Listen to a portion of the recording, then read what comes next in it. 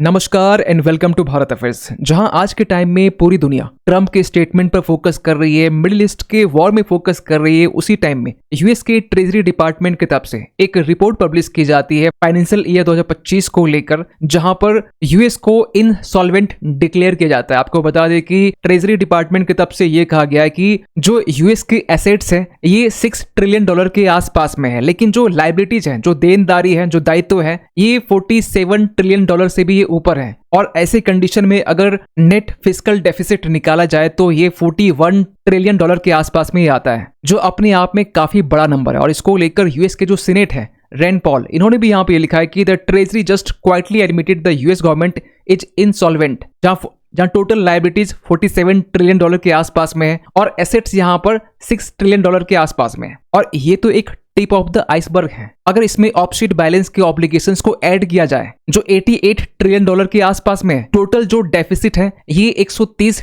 Trillion तक ये पहुंच जाता है। और इकोनॉमिस्ट की यहाँ पर ये भी मानना है कि आगे आने वाले टाइम में ये जो फिस्कल डेफिसिट है ये आगे और भी बढ़ने वाले हैं। यहाँ तक कि हाल ही में मिडिल ईस्ट में जो वॉर चल रहा है, यूएस अपनी मिलिट्री ऑपरेशंस को कंटिन्यू रखने के लिए पेंटागन की तरफ से $200 बिलियन की यहाँ पर डिमांड की गई है, जिसको लेकर कांग्रेस में पिछले कुछ दिनों से डिस्कशन चल रही है। तो इस वीडियो में बेसिकली हम लोग बात करने वाले कि कैसे यूएस की जो फिस्कल डेफिसिट है ये फाइनेंशियल ईयर 2025 में ये सडनली ये बढ़ा है, और इसको लेकर आपके सामने काफी आंकड़े भी यहाँ पर रखने वाले हैं। तो बात करते हैं शुरुआत से। एक्चुअली हुआ ये है कि United states department of treasury की तरफ से फाइनेंशियल ईयर 2025 को लेकर एक consolidated financial statement of the US government ये रिलीज की गई है। आप यहाँ पर देख पाएंगे GAO यानी कि गवर्नमेंट ऑफ अकाउंटेबिलिटी ऑफिस की तरफ से फाइनेंशियल ईयर 2025 और 24 दोनों के लिए यहाँ पर एक consolidated financial statement of the US government ये रिपोर्ट रिलीज की गई है। इस रिपोर्ट में ये लिखा गया है कि जो टोटल फेडरल एसेट्स है यूएस के ये $6 ट्रिलियन के आसपास में है, और टोटल लाइबिलिटीज यहाँ पर $47 ट्रिलियन के आसपास में है। अगर नेट पोजीशंस की बात करें या फिस्कल डेफिसिट की बात करें तो ये $41 ट्रिलियन का जो नंबर है ये निकल के आता है। अगर इसे थोड़ा और ब्रेक डाउन करें तो आज के टाइम में यूएस गवर्नमेंट के जो एसेट्स हैं, चाहे फेडरल लैंड की बात करें या फिर इंफ्रास्ट्रक्चर की बात करें, जिसमें बिल्डिंग से लेकर जो रेलवेज, रोड और मिलिट्री जो लैंड है ये इंक्लूड होते हैं। यहाँ तक कि जो स्टूडेंट्स हैं, जो बिजनेसेस हैं, इनको जो लोन प्रोवाइड की जाती है ये भी कहीं के एसेट्स में आता है। गोल्ड रिजर्व्स और फाइनेंशियल इंस्टीट्यूशंस में इन्वेस्टमेंट, ये तमाम चीजें यूएस गवर्नमेंट के लिए एसेट्स में कवर की जाती है, जिसमें फेडरल लैंड और नेचुरल रिसोर्सेज के जरिए $3 ट्रिलियन ये प्राप्त होता है। लोन्स रिसीवेबल में 1.7 trillion, cash and financial assets में $1 ट्रिलियन के आसपास में, और अदर एसेट्स में 0.3 ट्रिलियन। मीन्स टोटल यहाँ पर जो एसेट्स हैं ये $6 ट्रिलियन के आसपास में है। वहीं अगर लाइबिलिटीज की बात करें, जिसमें ट्रेजरी सिक्योरिटी से लेकर जो फेडरल एम्प्लॉयज के जो पेंशन है, वेटरन बेनिफिट से लेकर जो अकाउंट्स पेबल है, इन तमाम चीजों को यहाँ पर इंक्लूड की जाती है। और इसमें भी खासकर जो ट्रेजरी डेट है, आसान भाषा में कहे तो यूएस के ऊपर जो कर्ज है ये तो अब बढ़कर $39 ट्रिलियन तक ये पहुंच चुका है। इसके बाद फेडरल पेंशंस, जिसमें गवर्नमेंट एम्प्लॉयज शामिल होते हैं, तो ये $9 ट्रिलियन के आसपास में, और वेटरन बेनिफिट्स के तौर पर यूएस को $3 ट्रिलियन यहाँ पर पे करना पड़ता है। लेकिन ये तो एक टिप ऑफ द आइसबर्ग है। सबसे बड़ा इशू यहाँ पर है फ्यूचर कमिटमेंट्स को लेकर, क्योंकि ये जो लाइबिलिटीज है ना, इसमें ऑफशीट बैलेंस को एक्सक्लूड रखा गया है, जिसके बाद टोटल जो फिस्कल डेफिसिट है ये $41 ट्रिलियन के आसपास ही निकल के आता है। लेकिन अगर यूएस के टोटल ऑब्लिगेशंस को यहाँ पर ऐड किया जाए, जिसे US statement of social insurance, जिस तरीके से भारत में कोड ऑफ सोशल सिक्योरिटी 2020 के तहत में प्रोविडेंट फंड के जरिए, पेंशन स्कीम्स के जरिए हमारी भी ऑब्लिगेशंस होती है, उसी तरीके से यूएस में स्टेटमेंट ऑफ सोशल इंश्योरेंस के जरिए फ्यूचर कमिटमेंट्स की जाती है, चाहे वो सोशल सिक्योरिटी एडमिनिस्ट्रेशन हो, मेडिकेयर हो, मेडिकेड हो, जिसमें एस्टिमेटेड अनफंडेड जो ऑब्लिगेशन है, अगर सोशल सिक्योरिटी की बात करें तो ये 25 ट्रिलियन है, मेडिकेयर की बात करें तो $50 ट्रिलियन के आसपास में है, और अदर प्रोग्राम्स को अगर ऐड किया जाए तो $13 ट्रिलियन के आसपास में। मींस टोटल को यहाँ पर ऐड करने से जो एस्टिमेटेड अनफंडेड ऑब्लिगेशन है ये $88 ट्रिलियन के आसपास ही पहुंच जाता है। और अगर इस नंबर को $41 ट्रिलियन से अगर ऐड किया जाए तो अप्रॉक्स ये जो नंबर है ये $130 ट्रिलियन के आसपास ही पहुंच जाता है। और यूएस इन सभी चीजों को 75 इयर्स अनफंडेड मैंडेट्स, इसके तहत में इस ऑब्लिगेशंस को यहाँ पर अपने इन्हीं प्रोग्राम्स के जरिए रन करता है। अब सवाल ही निकल के आता है कि क्यों यूएस के ऊपर में जो लाइबिलिटीज है ये बढ़ रहा है। पहला तो रीजन यहाँ पर स्ट्रक्चरल फिस्कल डेफिसिट। अगर फाइनेंशियल ईयर 2025 की बात करें, यूएस की बात करें, तो यूएस गवर्नमेंट जो है कंसिस्टेंटली अपने जो खर्च है ये बढ़ा रहा है, लेकिन जो कलेक्शंस है ये इसके कंपैरिजन में काफी कम हो रहे हैं। आप यहाँ पर देख पाएंगे जो रेवेन्यू है ये 4.9 ट्रिलियन डॉलर के आसपास में है FY 2025 की बात करें, और स्पेंडिंग की बात करें तो ये 6.7 ट्रिलियन डॉलर के आसपास में है। तो टोटल जो डेफिसिट है ये 1.8 ट्रिलियन डॉलर ये पहुंच जाता है, जिसमें बेसिकली यूएस जो है ये एजिंग पॉपुलेशन के ऊपर में हेल्थ केयर, इन्फ्लेशन, और यूएस में जो हेल्थ केयर है ना, यूएस 18% ऑफ द जीडीपी जो है वो खर्च करता है, करीब करीब 4.5 ट्रिलियन डॉलर के आसपास में। उसके बाद डिफेंस स्पेंडिंग है, टैक्स कट्स भी है, क्योंकि अगर टैक्स कट्स होते हैं तो गवर्नमेंट की जो रेवेन्यू है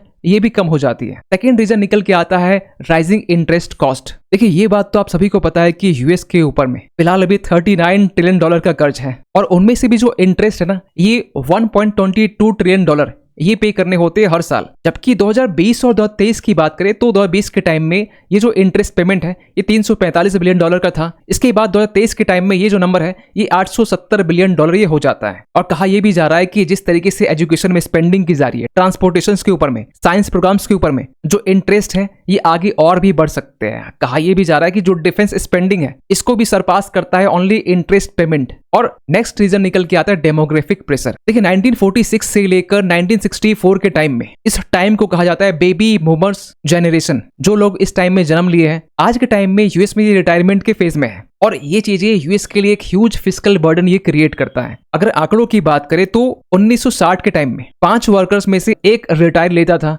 2000 के टाइम में ये चीजें 3.5 वर्कर में से ये एक हो जाता है। मींस वर्कर्स यहाँ पर घट रहे हैं, लेकिन रिटायरी जो है ये सेम टू सेम है। लेकिन आज के टाइम में ये कहा जा रहा है कि ये 2.7 वर्कर में से एक रिटायरमेंट यहाँ पर ले रहा है। कहा यह भी जा रहा है कि 2050 तक में ये जो नंबर है हर 2 वर्कर्स में से एक यहाँ पर रिटायरमेंट ले रहा है। ये नंबर्स को भी बहुत जल्द यूएस अचीव कर सकता है। और इन सब के पीछे सबसे बड़ा जो रीजन है यूएस का करंट डेट सिचुएशन, जो कि 39 ट्रिलियन डॉलर के आसपास में है। और अगर इसको डेट टू जीडीपी रेशियो में बात करें तो 2000 के ईस्वी में डेट टू जीडीपी रेशियो जो यूएस के ऊपर में था ये 55% था। 2010 में ये बढ़कर 94 होता है, 2020 में बढ़कर ये 127% होता है, और 2026 में बढ़कर ये 125% हो जाता है। और तभी तो यहाँ पर जो ब्लैक रॉक जैसे जो कंपनीज हैं, जो कि एक फंड मैनेजमेंट कंपनी है, इन्होंने यूएस को डेट को लेकर ये कहा कि जिस तरीके से यूएस के ऊपर में कर्ज बढ़ रहे हैं तो वो दिन दूर नहीं जब गोल्ड जो है ये अगेन यहाँ पर बिगेस्ट राइवल बन के यहाँ पर उभर सकता है। इवन कि ब्लैक रॉक ने अपने एनुअल आउटलुक रिपोर्ट में ये भी कहा कि no room for a neutral stance in 2026। और यूएस के ही जो कांग्रेसनल बजट ऑफिस है,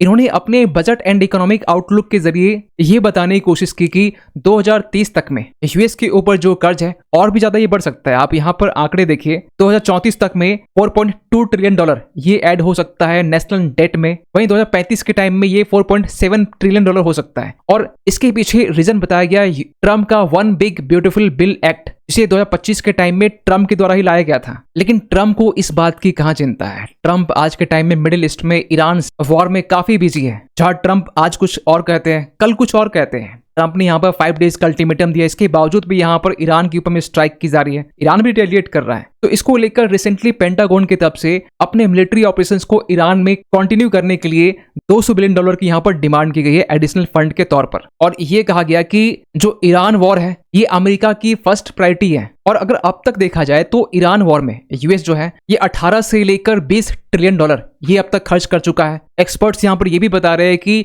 ये जो नंबर है ये नंबर 25 बिलियन डॉलर तक ये पहुंच सकता है। जबकि ये जो वॉर है आज से 25 से 26 दिन पहले स्टार्ट हुआ था। आप समझ सकते हैं कि यूएस हर दिन 1 बिलियन डॉलर जो है ये ईरान वॉर में खर्च कर रहा है। खैर यहाँ पे इकोनॉमिस्ट का ये भी मानना है कि इस फिस्कल सस्टेनेबिलिटी क्राइसिस को लेकर यूएस जो है ये डेट स्पाइरल में फंस सकता है। डेट स्पाइरल का मतलब ये हुआ कि जब interest rate economic growth rate से ज्यादा हो जाता है। अगर एग्जांपल समझे तो यूएस के ऊपर जो डेट जिस तरीके से बढ़ रहा है, जहां हमने पिछली स्लाइड में ये कहा कि 4.7 ट्रिलियन डॉलर ये एड ऑन हो सकता है 2035 तक में। लेकिन अगर यूएस के जीडीपी ग्रोथ की बात करें तो इस तरीके से कर्ज बढ़ रहे हैं, जीडीपी ग्रोथ इसके कंपैरिजन में कम परसेंटेज से ये ग्रो हो रहा है। आप यहाँ पर देख पाएंगे जो डेट ग्रोथ है ये 6 to 7% के साथ ग्रो हो रहा है, लेकिन जो जीडीपी ग्रोथ है ये 3 से लेकर 4% के साथ में ग्रो हो रहा है। लेकिन यहाँ ये भी कहा जा रहा है कि यूएस की जो इकोनॉमी है, खासकर जो इनकी करेंसी है डॉलर, आज भी पूरी दुनिया जो है मींस ग्लोबल रिजर्व जो है ये 58% तक ये होल्ड करता है। तो ऐसे कंडीशन में अगर यूएस करेंसी को प्रिंट भी करता है तो कुछ हद तक जो डेट को लेकर जो क्राइसिस है